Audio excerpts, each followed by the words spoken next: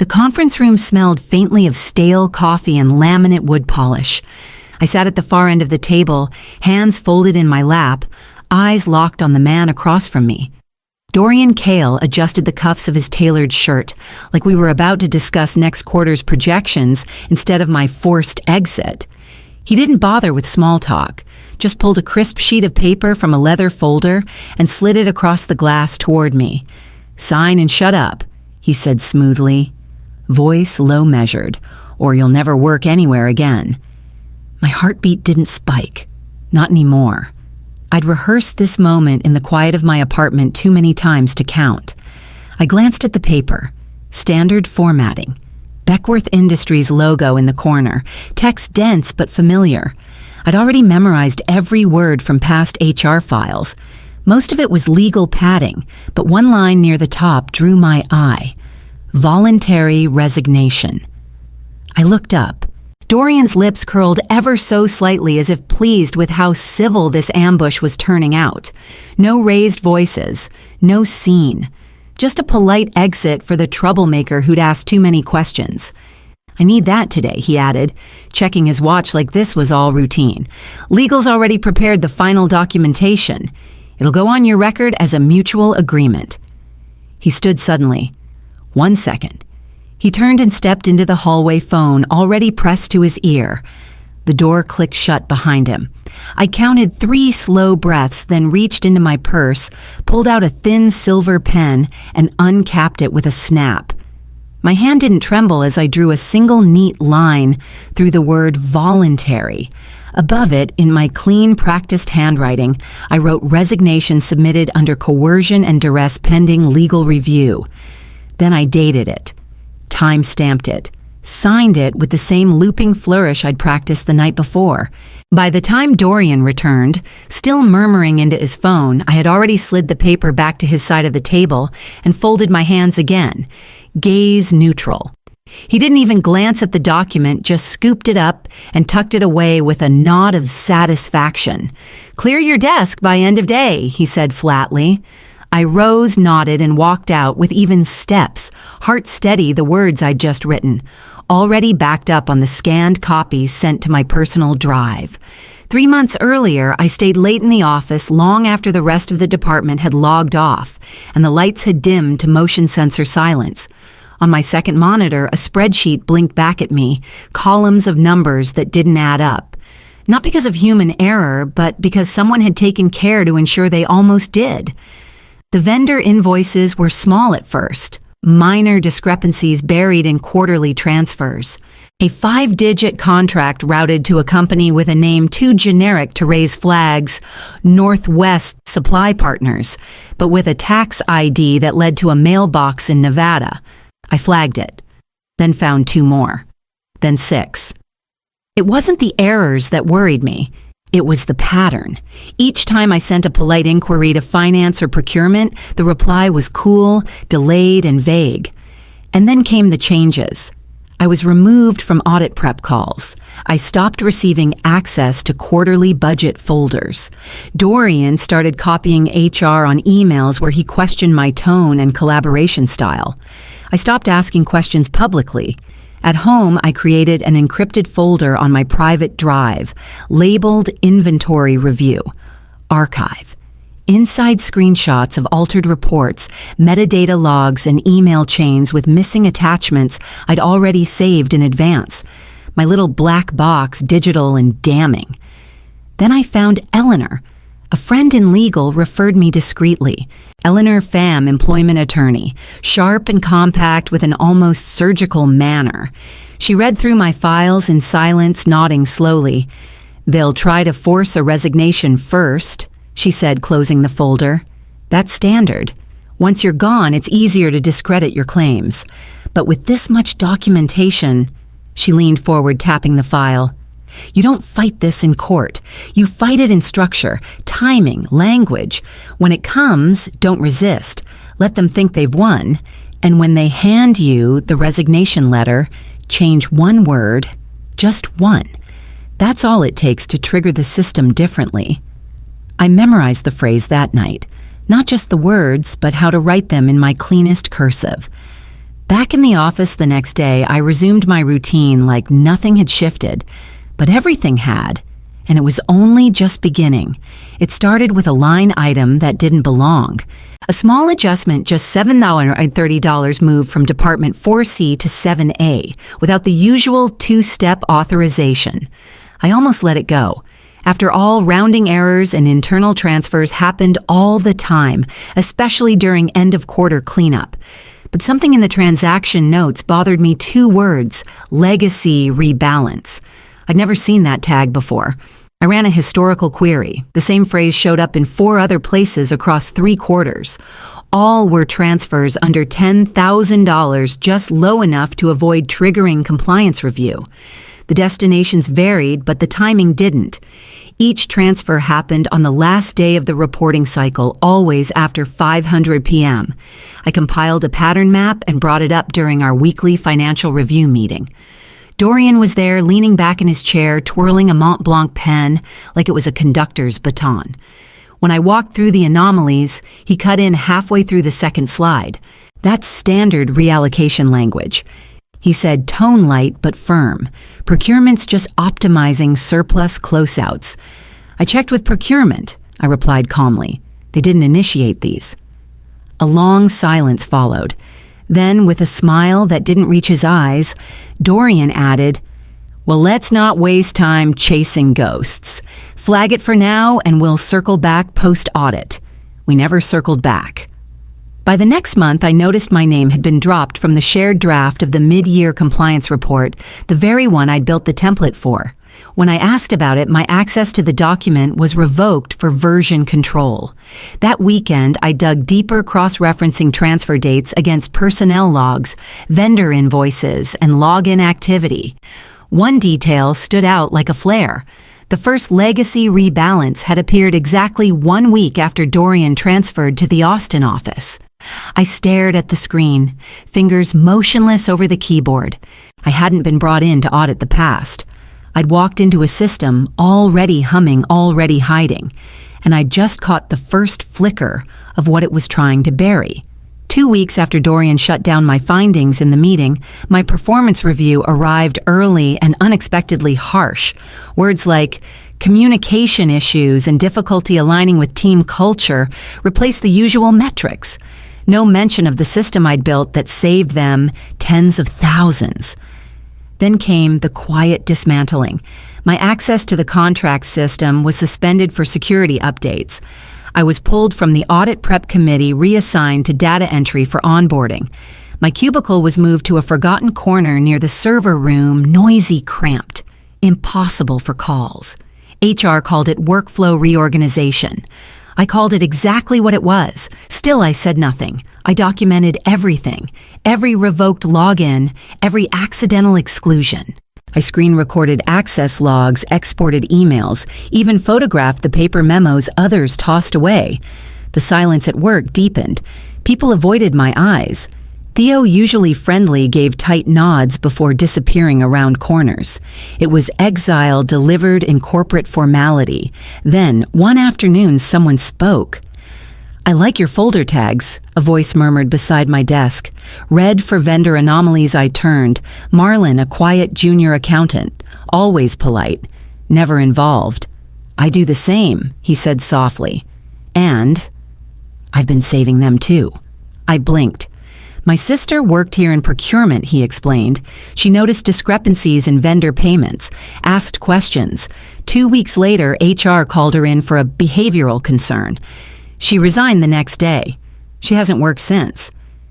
He slid a small flash drive beneath a blank folder. I think someone else should see what I've collected.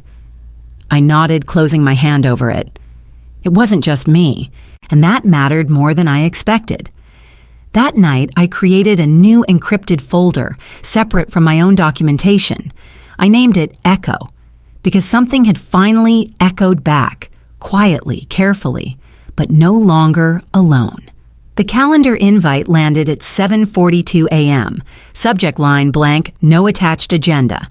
Conference room C10:00 a.m. Mandatory. Only one other name listed: Dorian Kale. I didn't need confirmation. This was the moment Eleanor had warned me about. I slid the flash drive Marlon gave me into the inner pocket of my bag and tucked a slim manila folder beneath my arm, the one marked Echo holding printed copies of my documentation, organized and time-stamped.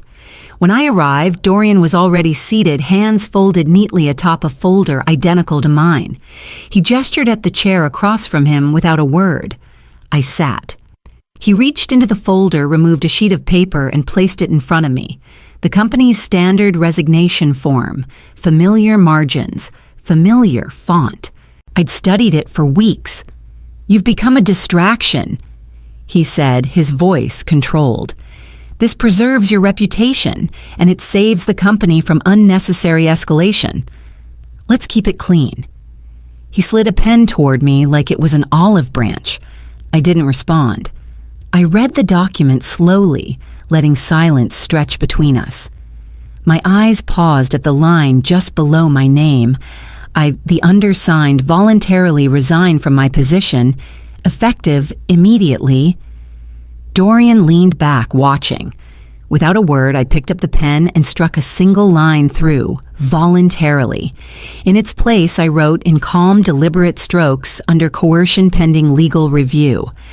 I added the date and the exact time in the margin, then signed my name. When I looked up, Dorian was standing. "That'll be all," he said already, turning away. He didn't read the document, just slid it back into his folder and closed it. As the door clicked shut behind me, I pulled out my phone and scanned the signed page. The file uploaded to my encrypted drive in less than 5 seconds. I texted Eleanor a single word: "Done." Her reply came 10 seconds later: "We move now." By the time I reached my desk, I had already received an automated access restriction notice from IT. My badge still worked, but only for now. By morning, the silence had broken.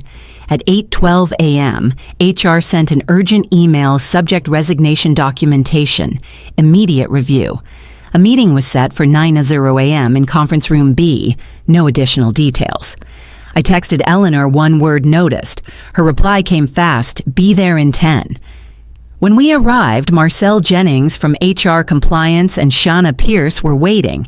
Their smiles were brittle. Marcel opened.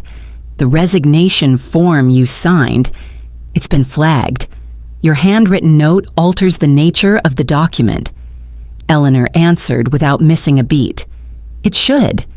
My client's amendment reflects coercion, which disqualifies it as voluntary." Shauna hesitated. "We've also received several anonymous complaints this week. Some are similar in nature to yours." She glanced at me. There was no dismissal in her tone now, just concern, caution. I didn't respond. Instead, Eleanor produced a folder from her bag and slid it across the table. "This contains a formal complaint," she said. "Over 20 documented instances of procedural failure, retaliation, and financial misconduct. And my client is not the only employee ready to come forward." Marcel's eyes flicked to the folder, then to Shauna. For the first time, neither tried to hide their discomfort. Outside the room, the office felt different, less hushed, more alert. I passed Theo near the break room. He didn't look away this time. He nodded. Small, firm, like a switch had flipped somewhere inside him. By noon, Eleanor called to say the company's internal counsel had requested a hold on all HR closures and vendor transactions pending further review. I hadn't won anything yet, but I had pulled something loose, something too big for them to patch quietly. And now it was spreading through every hallway, every inbox, every whispered conversation I wasn't supposed to hear. The word I'd changed had done more than stop the paperwork. It had opened a door that could no longer be shut. I spent the weekend buried in system logs and archived reports. With temporary access to HR's internal portal, I traced complaint tickets linked to Dorian's department. What I found wasn't negligence. It was a system built to disappear things. Dozens of reports were flagged, resolved within hours. No notes, no follow-up. In some cases, the submitter's name was missing entirely. Others had redacted text, strange symbols in place of proper descriptions. But one entry stopped me cold. Ticket ID 1129A March. Submitter G. Serrano. I remembered Galea procurement lead who vanished 1 week after flagging vendor conflicts. The complaint showed a submission time, but no content, no resolution notes. Just gone. I checked the activity log. Only one person accessed the file before it vanished. Lena Tiana, HR director. Long known for being impartial, always smiling through conflict de-escalation. She had looked me in the eye weeks ago and told me to trust the process. I brought the printouts to Eleanor. She nodded once. She's the fixer, she said. The filter between complaints and consequences. We filed an escalation request under policy code E41. Lena arrived for the meeting composed and pleasant. I slid the logs across the table. Why did you delete Galea Serrano's report? Her smile didn't move. I have no record of doing that. But the system does, Eleanor said, flatly. We'll be including your actions in the broader complaint I added, unless you'd like to make a voluntary statement. Lena stood. Then I'll wait for legal. She left without another word. That afternoon, I received confirmation that she'd been placed on administrative leave, pending investigation. My badge remained active. And a second message arrived quietly through our encrypted tip line. Someone else had just submitted a complaint about her. The cracks weren't just in HR systems. They were in the people meant to hold others accountable. And now they were splitting wide open. By the end of the week, the board couldn't ignore it anymore. A notice went out late Friday evening. All staff with financial or compliance responsibilities are to attend Monday's all-hands meeting. Attendance mandatory. Executive Oversight Committee present. Eleanor had warned me this would happen. The cracks were no longer invisible. They were structural and visible to everyone who chose to look. Marlon came through first. He handed over a bundle of printed contracts, each one cross-referenced against the originals in the finance system. Page after page of signature mismatches, duplicate vendor IDs, and Northwest Supply Partners invoices that had identical formatting but different banking destinations. The final Nail One address linked back to a property owned by Dorian's brother-in-law in Arizona. Theo stepped forward next, quietly. He didn't say much, just handed Eleanor a flash drive with a single folder named Q4 Comp. Inside were bonus payout logs segmented by department, tagged by employee ID. When mapped against the budget reallocations I'd flagged weeks ago, the alignment was undeniable.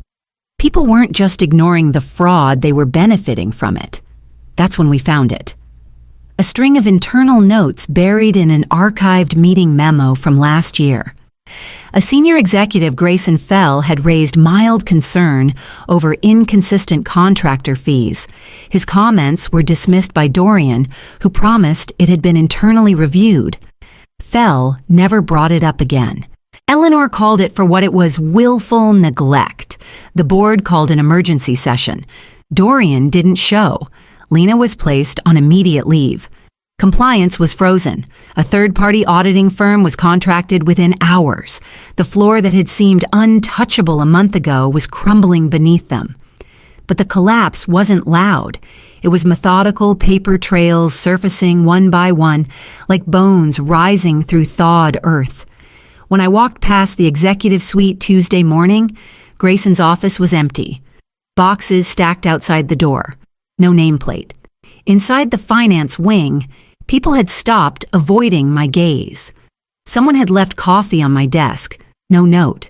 Just the quiet kind of thank you that comes from watching something fall that needed to, and knowing someone had pulled the first thread. They called it an informal discussion, but everyone at that conference table knew exactly what it was: a proposal. My formal complaint had triggered waves they weren't prepared for: external review, legal inquiries, investor questions. And while they hadn't said it outright, they needed something or someone to stabilize the narrative. They needed me back. Aubrey Beckworth herself led the meeting. She thanked me for my thoroughness, acknowledged significant oversights, and extended an offer for reinstatement effective immediately with back pay. I listened quietly, then slid a single-page document across the table. My return depends on these, I said. At the top, new role, Director of Internal Integrity, reporting directly to the board's audit chair, not middle management, autonomy, immunity from retaliation, full oversight over compliance and HR review functions. Beneath that 3 conditions, I didn't raise my voice. I didn't smile. I didn't bargain. I just waited. Aubrey scanned the document, her expression unreadable. After a moment, she looked up and gave a single nod. "We'll draft it today," she said. "You'll have full authority to begin implementation within the quarter." "Then we have agreement," I replied. The meeting ended quietly. No applause. No applause was needed. Change doesn't announce itself in fireworks. It settles in when silence has been broken and no one dares pretend it's quiet anymore. Outside the glass doors, the floor buzzed with a different kind of energy, cautious, watchful, but no longer afraid. And waiting for me just beyond the lobby, as if summoned by timing rather than message, was the one person I hadn't seen since the resignation meeting, Theo. He didn't say anything at first. Then he smiled. "They're setting up new servers in your name," he said. "You've got your own login tree." I nodded. Good. Because tomorrow it wouldn't be about collapse. It would be about construction. The auditorium was packed. Not the kind of forced attendance that came with holiday announcements or compliance workshops, but real pulsing presence. People wanted to be there. They needed to know it meant something. Aubrey stood at the front looking a little less polished than usual. No teleprompter, no scripted pleasantries. Just a printed speech and eyes that didn't shy away from the rows of employees who had once stopped speaking for fear of being next. She spoke about accountability, transparency, acknowledged the silence that had been allowed to grow and the complicity it fed. Then she said my name. Arlith Duval reminded us that systems don't change because people whisper they change because someone finally speaks loud enough, clear enough, and with the receipts to back it up. There was no applause, just a deep, resonant stillness as I stepped up to the podium. I didn't prepare notes. I didn't need them. Sometimes I began voice calm power doesn't shout. It doesn't throw things or storm out of meetings. I scanned the crowd, so many familiar faces, a few still hesitant, a few who had once looked the other way. Sometimes power writes, it prepares, it keeps the receipts, and then it changes one word on the right day. There were nods now, quiet understanding. I could feel it in the air. I paused, then smiled softly. My father used to fix things for a living, tiny circuits damaged connections. He always said, it's the smallest wire that causes the biggest failure. I never understood that fully until I saw what happened here. I let that settle. But I've learned something else, I added. That same wire, if repaired with care, can bring everything back online. One word, one action, one decision done precisely and without fear. I stepped away to a silence heavier than thunder, and then a single clap, then more. And then the room gave way to something not just grateful, but changed. Later that night, I stood by my office window, the city humming below. The company I had once feared had become the one I now helped build. And in the dark, my phone buzzed with a new notification, an anonymous report submitted through the system I created. The work had already begun.